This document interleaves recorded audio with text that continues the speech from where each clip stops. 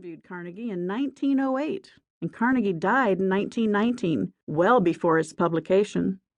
This was not the first time Hill used imaginary meetings to convey what he was writing about. In Think and Grow Rich, Hill, writing about the sixth sense, wrote about his imaginary council meeting with the 9 men whose life works had been the most impressive to Hill. These 9 imaginary council members were Emerson, Paine, Edison, Darwin, Lincoln, Burbank, Napoleon, Ford, and Carnegie. Hill wrote in Think and Grow Rich that during his meetings with his invisible counselors, he found his mind most receptive to ideas, thoughts, and knowledge that reached him during these times when his sixth sense was activated. Outwitting the Devil was by no means his first time to write about religion.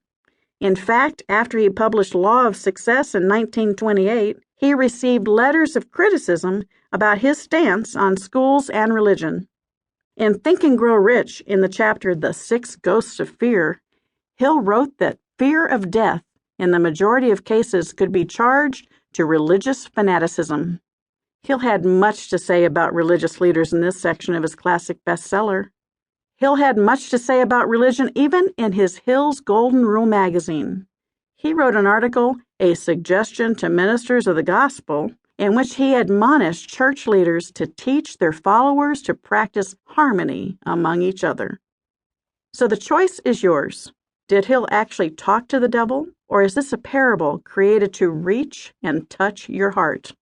Hill's unique style will pull you in and move you in ways you never thought possible. The words in this book are Hill's own. Since the original manuscript was quite lengthy, I edited with careful precision to preserve the profound impact of his message. I have kept his original language in place even when modern grammar may have dictated adjustments. In an effort to highlight certain issues, bring clarity to his words, and show how his predictions have become realities, I have added some thoughts throughout the manuscript. Please enjoy this powerful book and share it with your friends and family. The power in Hill's words can and will change your life. Sharon Lechter. Chapter 1. My First Meeting with Andrew Carnegie. For more than a quarter of a century, my major purpose has been that of isolating and organizing into a philosophy of achievement the causes of both failure and success, with the object of being helpful to others who have neither the inclination nor the opportunity to engage in this form of research. My labor began in 1908 as the result of an interview that I had with the late Andrew Carnegie. I frankly told Mr. Carnegie that I wished to enter law school, and that I had conceived the idea of paying my way through school by interviewing successful men and women, finding out how they came by their success, and writing stories of my discoveries for magazines. At the end of our first visit, Mr. Carnegie asked whether or not I possessed enough courage to carry out a suggestion he wished to offer me.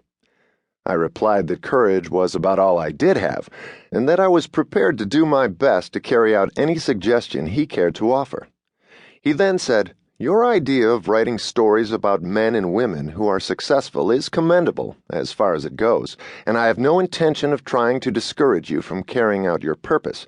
But I must tell you that if you wish to be of enduring service, not only to those now living, but to posterity as well, you can do so if you will take the time to organize all of the causes of failure as well as all of the causes of success.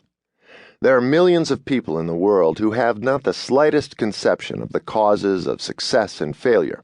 The schools and colleges teach practically everything except the principles of individual achievement.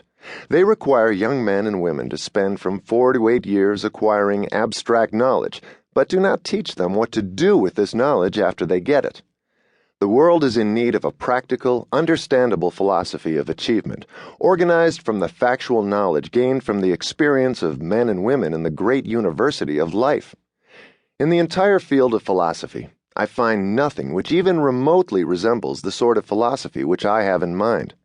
We have few philosophers who are capable of teaching men and women the art of living. It seems to me that here is an opportunity which should challenge an ambitious young man of your type. But ambition alone is not enough for this task which I have suggested. The one who undertakes it must have courage and tenacity. The job will